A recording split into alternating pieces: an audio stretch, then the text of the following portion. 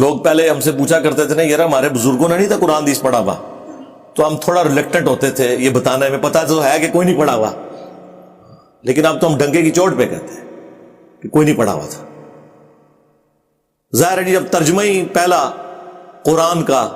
8 سے 200 سال پہلے ہو رہا ہو، اور بخاری کا پہلا ترجمہ 8 سے 100 سال پہلے ہو رہا ہو، اور وہ بھی ترجمے کتابوں میں ہی لکھے ہوئے تھے۔ اصل چینج ان 10-15 سالوں میں آئی ہے جب سافٹ ویئرز بنے ہیں اور اردو ترجمے کی ایپس آ گئی آپ کے پاس۔ تو مجھے بتائیں آج اس علم کی وجہ سے ہمیں پتا چلا، پرانے لوگوں نے تو کچھ دیکھا ہی نہیں ہوا تھا، ان کو بیچاروں کو کیا پتا تھا، لائی لگتے سارے۔ اللہ کا شکر ادا کریں۔ اسی لیے میں نے کہا تھا کہ نبی علیہ السلام کے صحابہ، تابعین، تبع تابعین کے بعد سب سے مبارک دور اگر اسلام نے کوئی دیکھا ہے نا تو یہ ہے جب قرآن کا ترجمہ، حدیث کے ترجمے آپ کے ہاتھ میں، ورنہ ہم نے بھی ویسے ہی جاہل مر جانا تھا جس طرح پچھلے 1000 سال سے ہمارے بزرگ بابے جاہل مر رہے تھے، نہ قرآن کا پتہ نہ حدیث کا پتہ، شعر و شاعری۔ اندازہ کریں کلام، اور اس سے دین سمجھ رہے ہیں، اللہ کی کتاب پڑھنے کے لیے کوئی تیار ہی نہیں ہو رہا۔ وہ اگلے دن مجھے ارشاد بھائی نے ایک کلپ ایک بھائی کا دکھایا، تو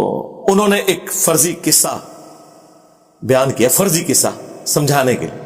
جیسے مولانا روم نے بھی اچھے قصے بیان کیے ہیں اور بڑی کہانیاں بھی گھڑی ہیں انہوں نے موسیٰ علیہ السلام کے بارے میں، جو جی اور بندے کا گوشت چاہیے ہے، اللہ تعالیٰ نے انسانی گوشت چاہیے ہے، ایک کہانیاں چھڑ کے وہاں پہ بڑے اصلاحی واقعات ہیں مثنوی کے اندر،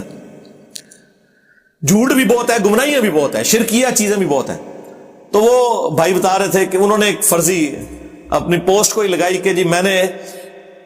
وہ ہیر رانجھا ہے نا، ایک فیمس پنجاب کے اندر سٹوری ہے عشق معشوقی، عشق مجازی۔ اچھا دیکھیں یہ سارے مولوی اور صوفی عشق مجازی سے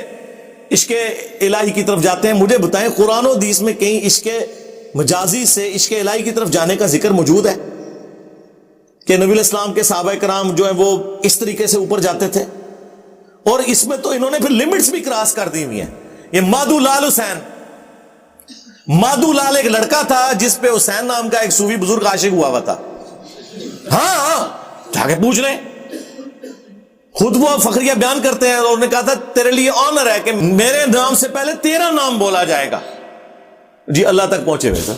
جو ذلیل طریقے، ٹھیک ہے جی، یہ اس لیول پہ یہ سارے لوگ کام۔ تو وہ کہتے ہیں کہ میں نے ہیر کے مزار پہ ایک 70 سال کا بابا دیکھا جو رو رو کے دعا کر رہا تھا، تو کہتے ہیں میں اس کے قریب ہوا۔ اب یہ وہ سمجھانے کے لیے ایک فرضی واقعہ انہوں نے لکھا ہے تو کہ میں سنوں، یعنی انہوں نے کسی عورت کا، فیمیل کا ذکر کیا کہ وہ پاس ہوئی کہ میں سنوں کہ بابا جی کیا یہاں رو رو کے دعائیں کر رہے ہیں۔ کوئی بابا جی بھی کوئی ناکام عاشق ہیں اپنے زمانے کے، اما ہیر کی قبر کے اوپر کیا وہ دعائیں کر رہے ہیں، اما ان کی ماری نہیں تو انو اس طرح دی ماما مبارک ہو۔ تو وہ دعا یہ کر رہے تھے، اے اللہ ایس ہیر ورگی بہن کسی نو نہ دیں، اس ورگی یعنی اس جیسی بہن کسی کو نہ دینا، اس طرح کی بیٹی کسی کے گھر پیدا نہ کرنا، اس طرح کی بیوی کسی کو نہ دینا، اس طرح کی بدبخت قسم کی عورت۔ اچھا وہ کہتے ہیں جب میں نے یہ پوسٹ لگائی ہے تو لوگوں نے مجھے گالیاں نکالنی شروع کر دی کہ آپ گستاخ ہو گئے ہیں اما ہیر کے۔ انہوں نے پھر اگلی پھکی دی تھی، اس نے پھر نیچے لکھا کہ جو مجھے اس بات کے اوپر کرٹیسائز کر رہے ہیں، اے اللہ ان ساروں کے گھروں میں، ان کی آنے والی نسلوں میں اس طرح کی ہیریں پیدا ہوں۔ تو لوگوں نے اور گالیاں نکالنی شروع کر دی۔ اور ایک جگہ ٹھہرو نا، اگر آن کر رہے ہو تو کہو آمین آن میں۔ تو یہ میرا خیال ایک بڑا اچھا طریقہ ان کا سمجھانے کا، انہوں نے بڑے اچھے طریقے سے میسج دیا کہ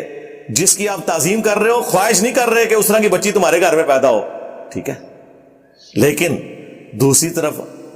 ہماری کیا خواہش نہیں ہوگی کہ سیدہ فاطمہ، سیدہ زینب،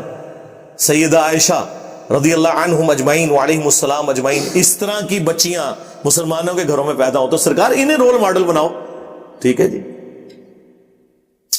صلو علی محمد وآل محمد، اللہم صلی علی محمد وعلی آل محمد واصحاب محمد اجمعین الی یوم الدین۔